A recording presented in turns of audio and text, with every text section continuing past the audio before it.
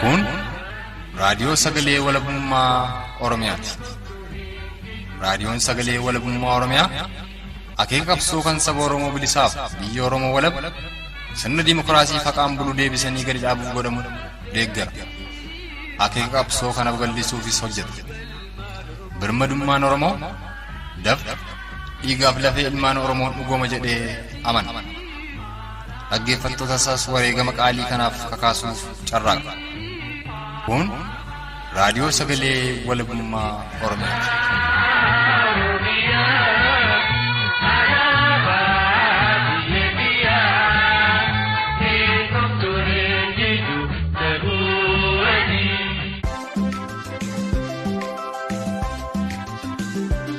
Oolmaan nagaa hordoftootaaf dhaggeeffattoota keenya jaallatamu kun sagantaa tamsaasa kallattii raadiyoo sagalee walabummaa Oromiyaa Lixa Adoolessa bultii 20 bara 2021ti. Kan agaasin fuudhan xiiqii dhugaasaatii muummeffannaan kurfii keenya guyyaa har'aa immoo loltoonni mootummaa koloneeffataa Impaayera Itiyoophiyaa Lixa Oromiyaa Konyaa Matakkal keessatti Maanguddoon Oromoo buleessa Obbo Dhinsaa Goobanaa jedhaman mana isaanii fuula duratti rasaasaan reebanii kamisa darbee ajjeesuu fi haalli hawaasa Oromoo Konyaa Matakkal keessa jiru akkaan hamaa ta'uu irratti odeessaaf marii bal'aa Oromticha Konyaa Matakkal waliin tolfannee fi loltoonni Koloneel Abiyyi Lixa Oromiyaa godina Wallagga Lixaa Ona Najjoo magaalaa Najjoo keessatti hojjetaa buufata konkolaataa magaalaa Najjoo tokkoo fi Oromticha qalbiin nagaan taane tokko achuma Ona Najjoo keessatti rasaasaan reebanii ajjeesuu irratti odeessa guutuu Oromticha Ona Najjoo irraa argannetu isiniif dhiyaata. Dabalataanis hawaasni Oromoo Lixa Oromiyaa godina Wallagga Lixaa fi Qeellem Wallaggaadhaa gannoottan 3 darban kana midhaan qotataa oomishataa waan hin turreef hammas ammoo loltoonni Koloneel Abiyyi duguuggaa sanyiisa kanaan dura ol itti fufanii waan jiranii fi yeroo ammaatti rakkoon beelaallee Lixa Oromiyaa keessatti hawaasa Oromoo mudatee jiraatu irratti dhaamsaaf odeessa Oromtichi Konyaa Wallagga Lixaadha. Raadiyoo sagalee walabummaa Oromiyaa irraan hawaasa Oromoo bal'aaf dhaames isiniif dhiyeessina.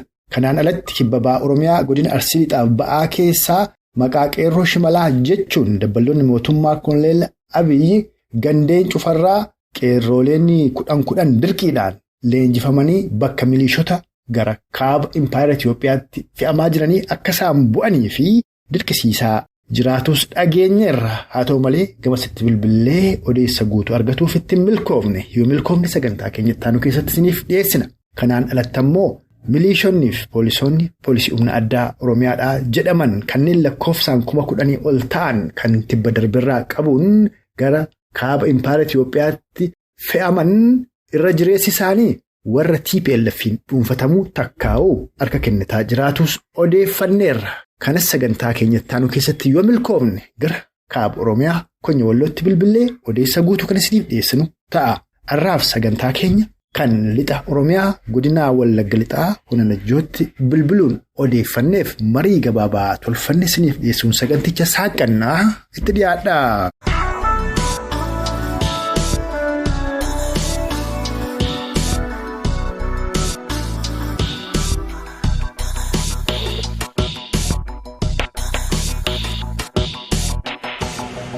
Torbeedhuma kana keessa kadhagaamu godina Wallagga Lixaa Ona Najjoo magaalaa Najjoo keessatti nama qalbiin isaa nagaan taane tokkoo fi Oromticha tokko ajjeesuuti loltoonni Koloneel Abiyyi gara boojjii birmajiittis akkasuma guutummaan godina Wallagga Lixaaf Qeellem Wallaggaadha akkuma kanaan duraa goolamaa jira jedhama. Mee haaluma waliigalaa keessa jirtan kana nuu ibsi. Wantoonni biyya kana keessatti raawwatamanii jira jedhamee wanta hin amansiisneedha baay'een isaa dhuguma lafarratti raawwatamaa lafarratti ta'a jedhamee waan yaadamneedha. Akkasumas naannoo Najjootti odeeffannoo qofa utuu hin taane wantoonni qabatamaan jiran sababii tokkoof haalawwan beekamoo hin taaneen alatti lubbuu namaatu darbaa jira. Nama arganii ajjeesuu isaaniitu nama ibsaa waan nama mataan isaa fayyaa hin taane akkasumallee nama dhimma isaa hojii hojjetatu. Buufata konkolaataa keessaallee nama hojii masaa hojjetee buluun kan nama ajaa'ibu nama hojii mootummaa hojjetu hojii isaanii nama hojjetudha. Nama akkasii fa'i lammaffaa immoo naannoo kana keessatti wantoonni akkasii yeroo beekamaaf yeroo qabatamaa keessa waan ta'aniif dhaga'amu malee wantoonni dhodhokatoon guyyaatti galgala ganama irraa raawwatamiin oolan hin jiranii. Keessumaa naannawaa baadiyyaatti ilaaltanii iyyafataan qabu uummati keenya namni isaan iyyafatu hin jiru. Eesseertu maalirreessu namni ittiin jedhu hin jiru. Kan nama ajaa'ibu naannawaa baadiyyaatti baay'ee fokkisa wantoonni ta'aa jiru. Magaalaatti illee namni waliif dubbatu amma tokko sadarkaa odeeffannootti sadarkaa sooshaal miidiyaatti waan jiruudhaaf illee wantoonni akkasii dhaga'amu malee yeroo baay'ee hin dhaga'amu.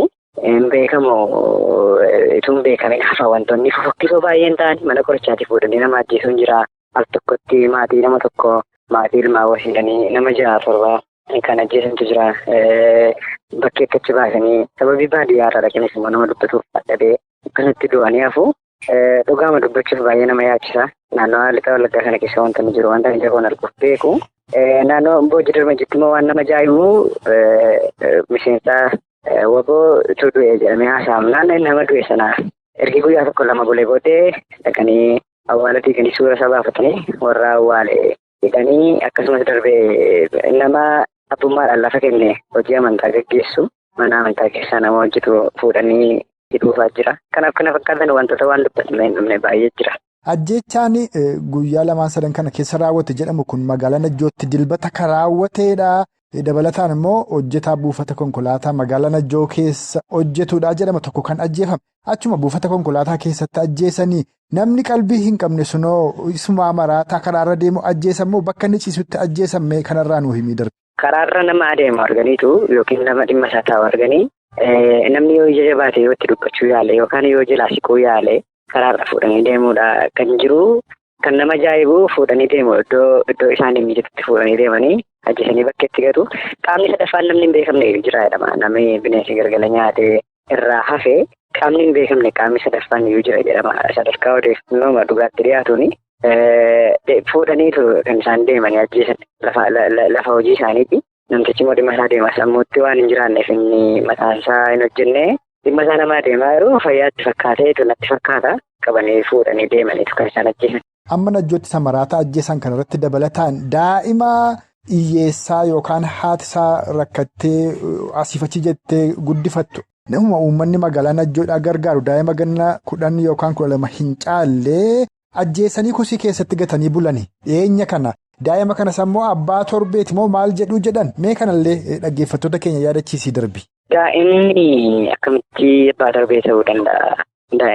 Namni mataan isaa yaadu dhugaamatu jiraate miseensa abbaa torbee jechuun ulfaata. Najjootti immoo wantoonni qabatamoon akkasii wanti beekamoon baay'een hin jiranii. Dhugaa dubbachuu fi miseensa akkasii jedhamee dubbachuu fi ulfaata. Namni bal'inaan namuma isaan ajjeesantu jirarraan kan baadee kan biraan hin jiru. Miseensa abbaa torbeetu ajjeese osoo hin ta'in kan ajjeese itti gaafatamaa qajeelcha poolisii magaalaa Najjoo fi kaabinootuma isaaniitu inumaa rasaasaan osoo hin ta'in akka malee dhaananiituma ajjeesanii jedhu mucaa kana yoo odeeffannoo qabaate. Kanan dubbachaa jiru isadha. Mucaan kun miseensa abbaa torbee ta'uu hin danda'u. Daa'ima ofii isaatiif baasee bulchuu hin dandeenyedha. Miseensa abbaa torbee bal'inaan Najjootti waan hamatamaniif hin qaban hin jiranii baay'inaan jiraachuu dhiisuu iyyuu malu. Daa'imni kun jedhamuu mitii fi yaadamuu hin qabu ture. Egaa nama dubbatuu fi nama bakka seeraatti himatuu fi himatamuutu hin jiruuf malee akkamitti daa'imni xiqqaan miseensa abbaa torbeetu jedhama. Dhugaan jiru haqadha garuu akkas jedhamee ajjeefamee bakka keessa buufama. Mucaan kun shakkamuu hin qabu. Mucaan kun shakkamaa miti jechaan jira. Garuu taatee hin ta'e haqa.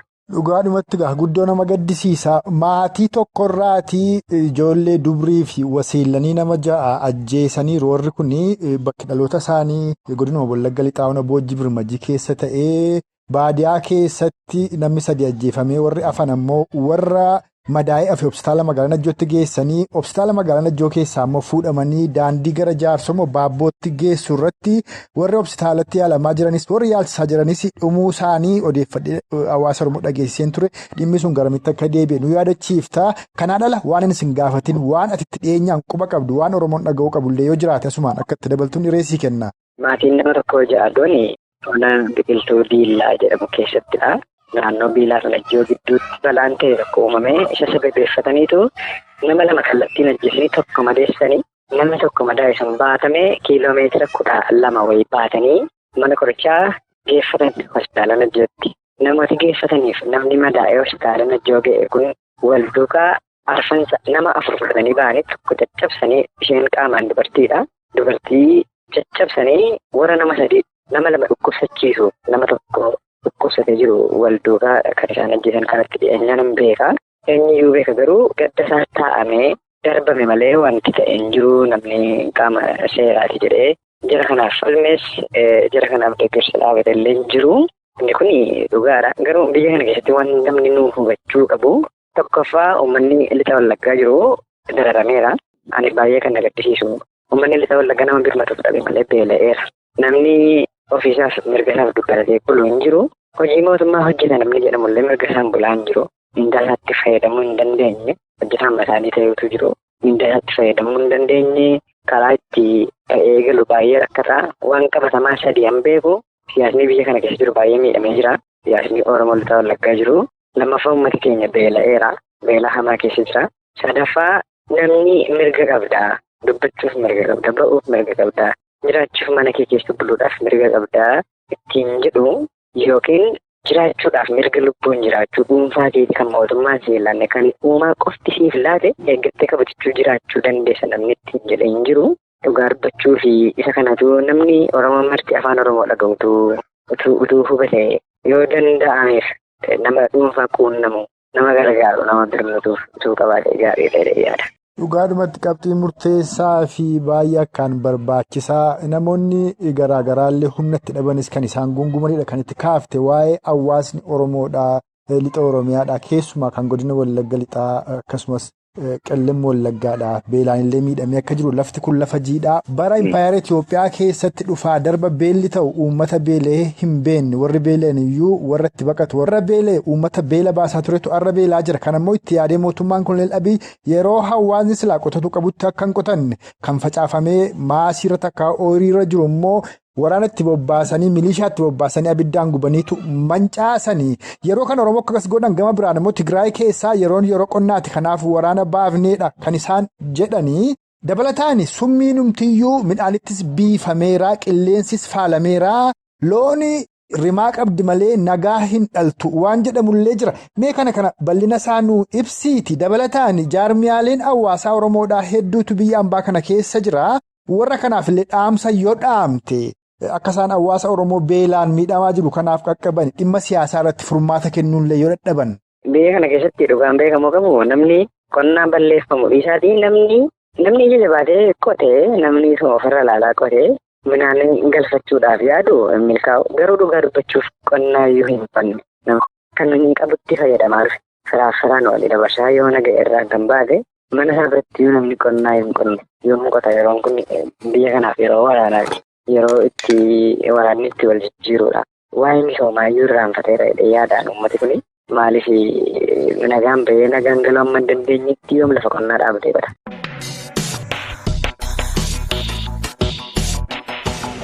Kan amma dhageessan kun dhimma ajjeechaa suukanneessaa godina Wallagga lixaa Ona Najjoo keessatti hojjetaa buufata konkolaataa magaalaa Najjoo fi Oromticha qalbiin nagaa hin taane tokko irratti loltoota Koloneel Abiyyiin dilbata darbe raawwate qoratuuf gamasitti bilbilee waan odeeffanneef hawaasni Oromoo lixa Oromiyaa rakkoo beelaaf illee saaxilamee jiraatu irratti odeessa Oromticha Ona Najjoo irraa argannee san dhageessifneedha.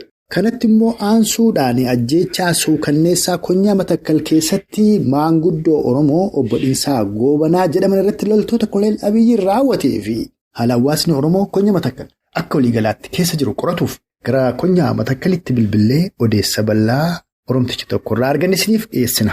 Turtiin keessan ammas agamaa'ii kurfii keenyaatti nu faana ta'u.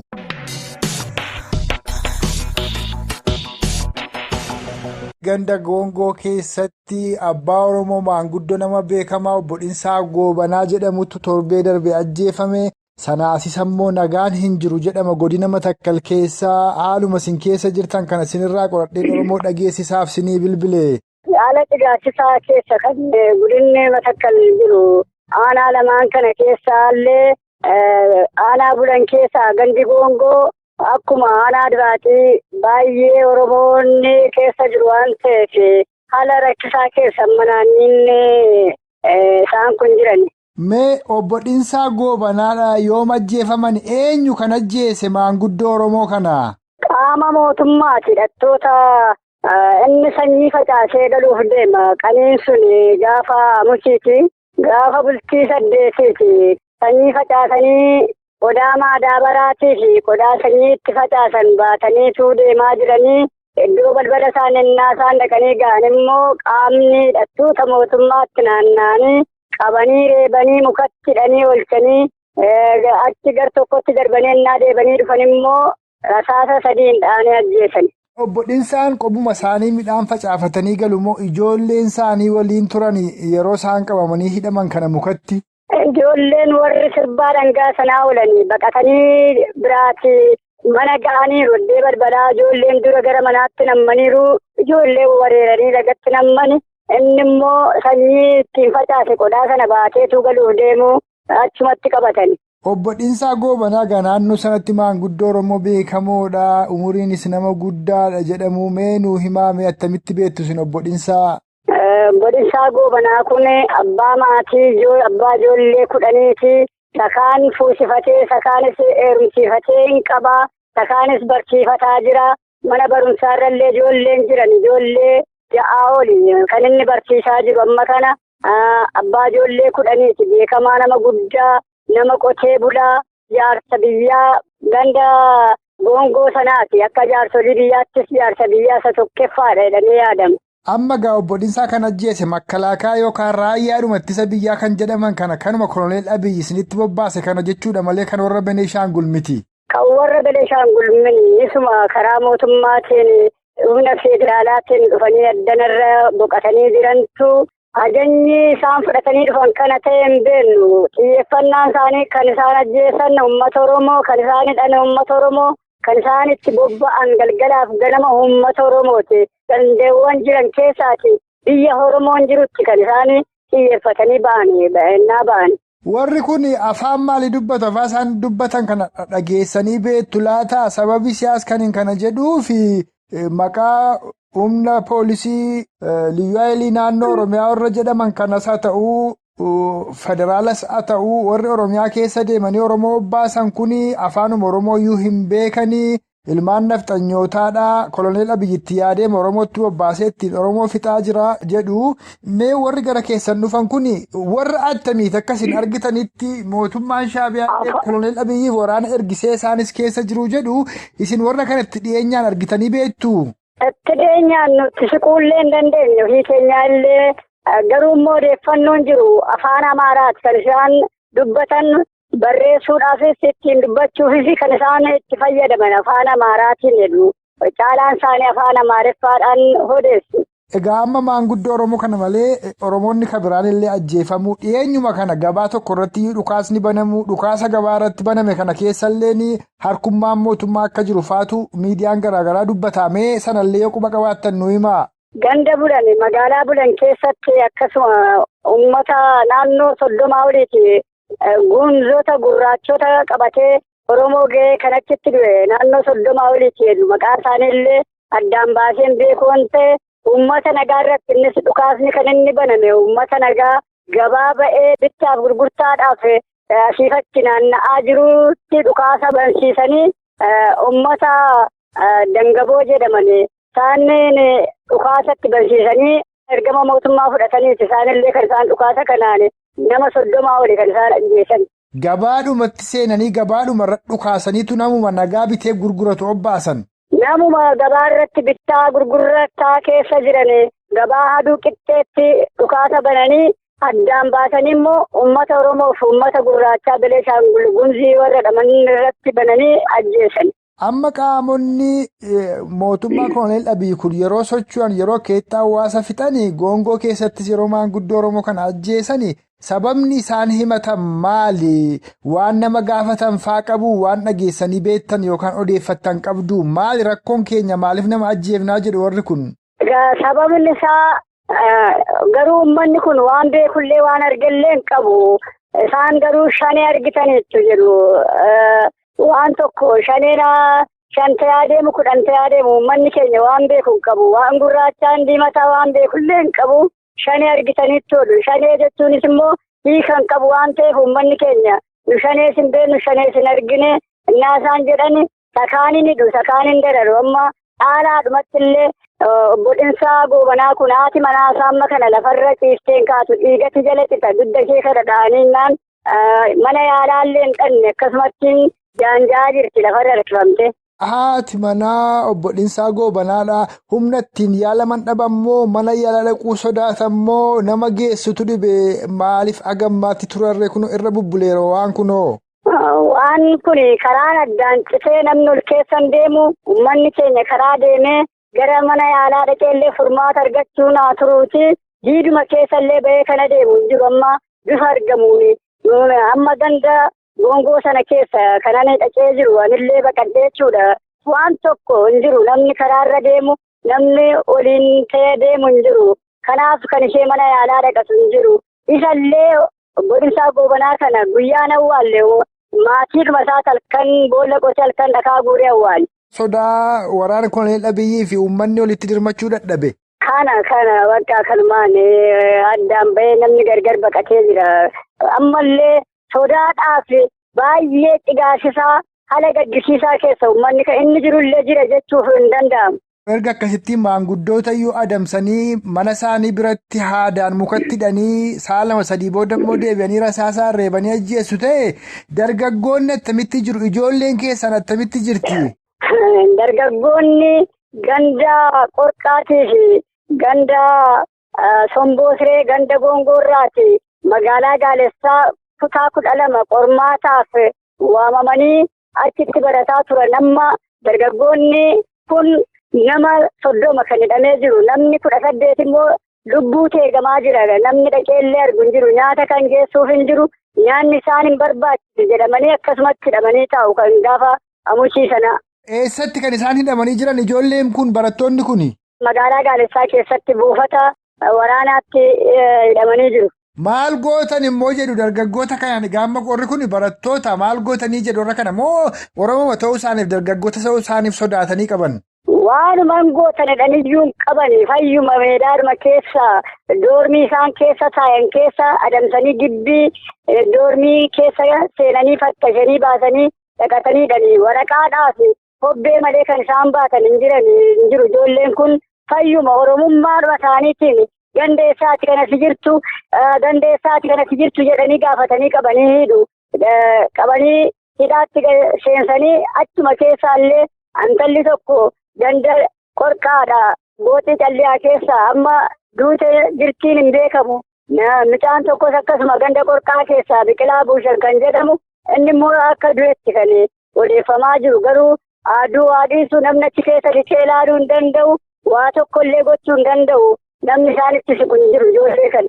Amma Oromoo inni lubbuun jiru keessumaa dargaggoonni warri ba'anii loluu danda'an, leenjii fudhatuu warri danda'an, woobootti makamuu warri danda'an taa'anii akkasitti hidhamuurraa salphina maatii isaanii kana ilaaluurraa silaatiyyoodhuma hidhatanii lolan wayyuu isin akka maanguddootti maal gorsitu ijoollee keessan? Egaa yaadu isumayyuu immoo karumayyuu dhaban malee inni kun xiyyeeffannaa uummata Oromoo hundaa ta'uu qaba. Innis kan nu yaadnu akka akkasitti illee dabballeen jiru qaamni jirullee sosochii godhee hin barsiisa gara fuulduraatti illee isa kana yaalii kennu. Tola eegaa miseensonni waraana bilisummaa Oromoodhaa qondaaltonni ajajoonni waraana bilisummaa Oromoo sagalee keessan kana dhaga'anii akka isaan isin dirmatan ijoollee Oromoo Kamisa Adoolessaa fuudhanii gara leenjiitti akka bobbaasan gaasumaan dhaamnaa fi gama koonnan xumuraa isin waan dhaammattan yoo qomaattanii akka dhaammattan asumaan hireessinii kenneera abbo. Dhugumaanuu Oromoof Oromiyaa wajjin tokko turree sirna nafxanyaatiin bittaa isaatiif haa toluuf godina Matakkal amma jedhamee durimmoo awraajjaa Matakkal jedhamee waamamaa ture. Akkuma bittaa isaatiif tolu nutti darbeellee sirna bittaa isaatiif haa toluuf nafxanyaan dudduuba nu deebisee Oromiyaa irraa nu kutee Goojjamitti akka nu bullullee ufnaan godhaa ture. Kanaaf nu ilmaan maccaati waan ta'eef Oromoon hundumtuu marri karaa barbaachisaa ta'een godina Matakkal keessa Oromoo jiran hundumaa akka yaadatan waan hundumaatiin illee akka nu gargaaran inni dhaamnaa. Kanaaf immoo furmaata hin fidannee gara fuulduraatti illee wanti nu yaannu du'a hidhaa nutti dhufuun hanqina uumama keenyaanin rakkina tokkummaa keenyaati waan ta'eef uummanni Oromoo tokko ta'ee abbaa irree kana ofirraa buusuu qaba jedheen kanan dhaamu waa'ee tokkummaati cimsee kanan dhaamu uummata Oromootiif Oromoof Oromiyaan immoo nurra isa kana dhaggeeffachuu hin qabu. Ani sanaa mini uummata Oromooti gamaas gamanaas Oromiyaadhaas Matakkal irraas inni du'aa jiru handhuura keenya dhukkubsa onnee keenyas immoo baay'ee godhee hin cabsa waan ta'eef Oromoon kan ta'e maanguddoon qarreen qeerroon ka'uu qaba tokkummaadhaan jedheen kanan dhaamu.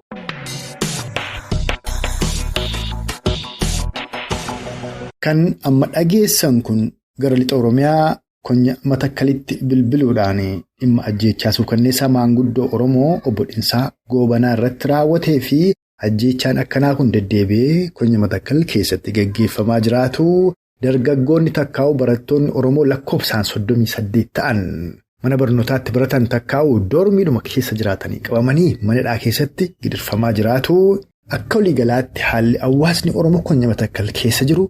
Akkaan hamaa ta'uu irratti odeessa Oromtichi Konyaa Matakkal irraa arganne san dhageessifneedha. Akka waliigalaatti ammoo sagantaa keenya guyyaa har'aatiin gara Lixa Oromiyaa godina Wallagga Lixaa Ona Najjootti bilbilee waan odeeffanneef Lixuma Oromiyaa Konyaa Matakkal Ona Dibaaxetti bilbilee dhimma ajjeefamuu maanguddoo Oromoo fi haala hawaasni Oromoo gamasii keessa jiru kan qorannisaniif dhiyeessaa armaan baaneerra. Isaan dhaggeeffattoonni keenyas turtii qaataa ilaa ammaatti nu faana qabaataniif horaa bulaa saniin jecha.